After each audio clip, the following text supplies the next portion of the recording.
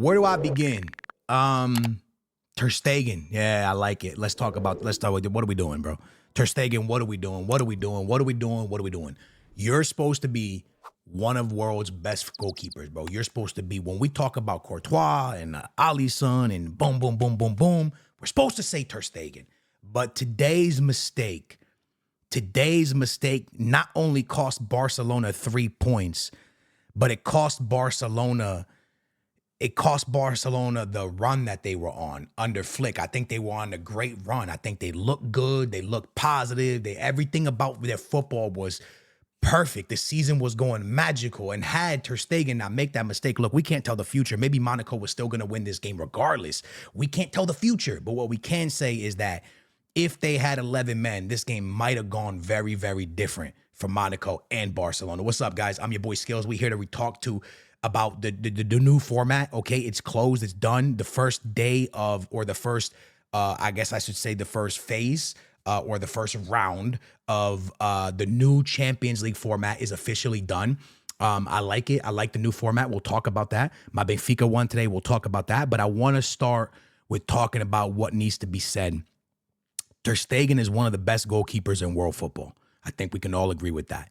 And when you're one of the best players in world football, you need to, more eyeballs are on you, okay? Especially when you play for Madrid or Barcelona. And the facts are, if you're a striker, you can make a mistake and people kind of talk about you for 1 second and they move on. When you're a goalkeeper, you can't really make mistakes, because when you make mistakes, bro, it's not good. It's not good. It is the end, right? And Ter Stegen made a mistake today when he passes the ball out, and it puts his center back in a position to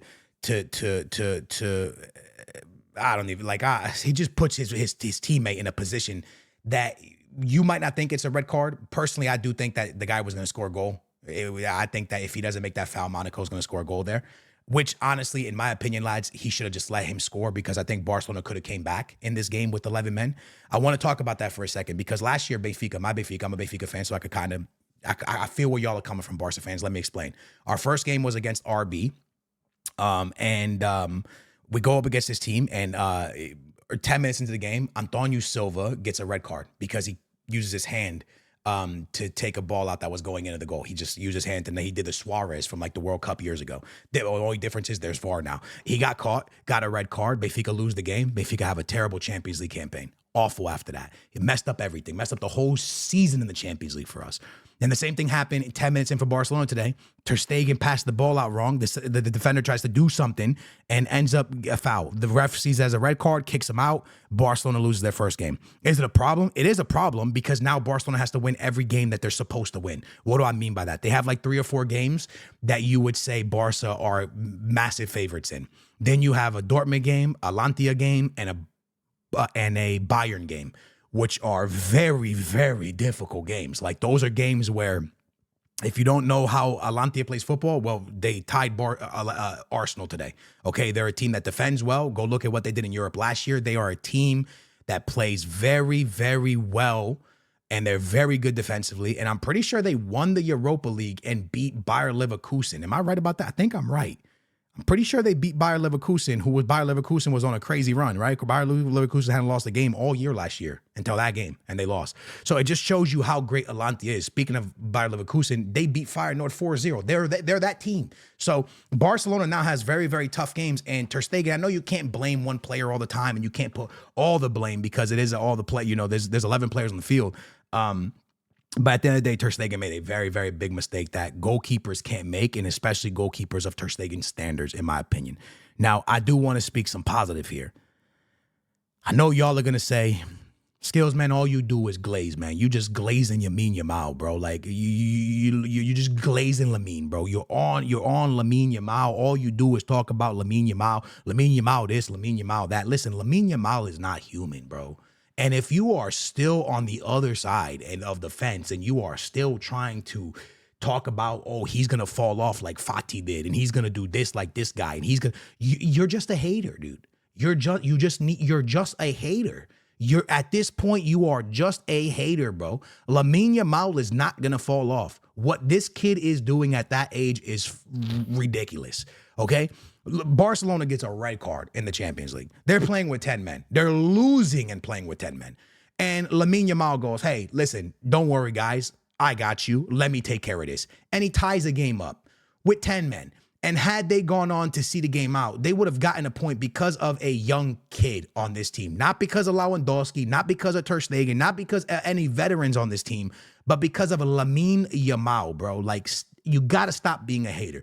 This kid's doing it in the Champions League. He did it in the Euro. He's doing it in La Liga. There is no more excuses. This guy is the real deal. When you talk about young superstars coming up, I know there's the Mbappe and the Jude Bellingham. Knock it off. Lamine Yamal is on that list and might be at the top of that list. And we got to stop fronting like we're lying. Like, it is what it is. This is real. This is the facts. I'm giving you facts right now. The facts are Lamine Yamal is on a crazy level, and he's younger than everybody. He's younger than Jude. He's younger than Mbappe. He's younger than Vinny. He's younger than everybody, and the kid is amazing. So if you're on the other side of the fence and you still saying he's going to fall off like Fati, like I said, bro, you are just a hater, and you haven't really been watching football. This kid is amazing, bro. And I'm going to keep it real, bro. It is extremely hard to hate this guy. It is. I'm always, Hala Madrid. Hala Madrid. You know, I'm a Benfica fan, but when it comes to like Spanish football, I like watching Madrid. I watch all of Barca's games. But like I would like to see Madrid win the league, but I don't cry when Barca loses, right? So, I mean, when Madrid loses, but I'm not a fan of them, but I do like them, I like them more than Barca in Spain. It's just what it is. I definitely like it more than Atletico Madrid. Sorry, Atleti fans.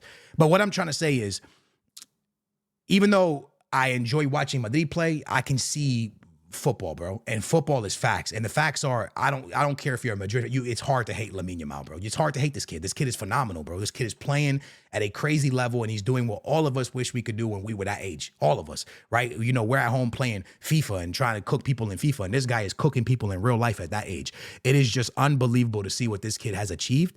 And it's amazing, bro. It's really, really cool. I'm really rooting for Endrick as well. I hope Endrick really steps up to the plate and really starts cooking as well, because then we're going to have a super young Lamine Yamal and a super young Endrick just cooking up. Anyways, back to Champions League. It's a tough result from Barcelona, but what Flick has done for this team is amazing. Like the fact that they play with 10 men from like 10 minutes in, and they're able to almost tie a game against Monaco on French soil is amazing. Flick is doing such a good job with Barcelona. I think Barcelona's fine. It's definitely a result that sucks and a result that can really impact the season for sure, dude, because you're flying high. Matter of fact, I think Lamine Yamal hadn't lost a game in like 16 games or something. Maybe I'm wrong. Maybe I think there's a stat like that where he barely lost any games for a long time. So it does really stink that this is the way that Barca takes an L because of a mistake from one of the veterans on the team. But at the end of the day, I think they keep their heads up. I think Flick is amazing. I think Flick's done an amazing job. Like, yo, bro, this Rafinha that's playing for Barcelona, like, yeah, who is he, bro? Flick must have said something to him that just like got that boy cooking. I don't know. Flick got players playing really good. I think Barcelona's fully fine. But it is a tough result. And now it makes it to where every single game that they're the favorites in, they have to win it. Because if they don't, they could be in a lot of trouble.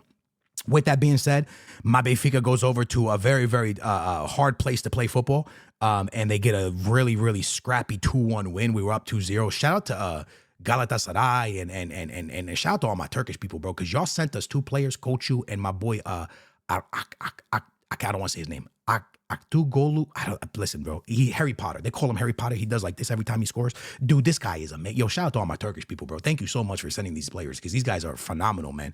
Really, really good players carrying Benfica right now. And yeah, man, we're not in a good place, Benfica, right now, but 3 points in the Champions League is really, really important. And we take that. No matter how it looked, we got 3 points, and that's what matters. I didn't get to watch Arsenal versus Alantia, but again, like I spoke about earlier, Alantia is such a good team. Hopefully I'm saying their name right. A very, very good defensive team, a team that knows how to defend. You saw how Inter defended against Man City. Those teams just know how to defend really well. I didn't get to see it though, but crazy result for them. I did get to watch a little bit of Bayer Leverkusen. They won 4-0 against Feyenoord. That's crazy result. So big ups to them. But at the end of the day, lads, this new format, I will tell you one thing. I like it. I think it's kind of crazy that Champions League is being played on a Thursday. Like, that's kind of wild to me. But at the same time, it's like cool because we get to watch more football. But then it's at the same time, I feel bad for the players because they're playing so many games. But I do kind of like the new format. Now, I might change my opinion if Benfica gets grouped or gets kicked out. Then I'm going to tell you this new format sucks. But at the moment, because Benfica has 3 points and they're chilling, I'm going to tell you that this format's really amazing.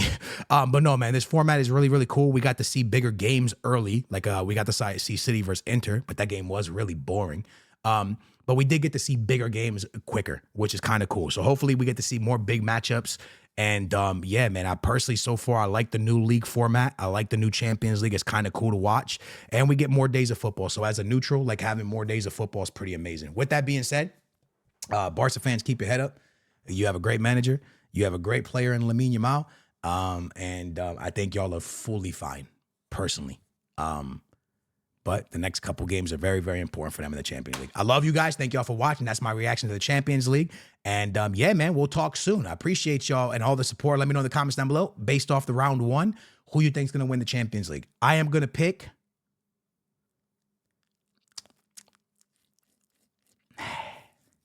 It's actually really tough. Bayern won like 9-2.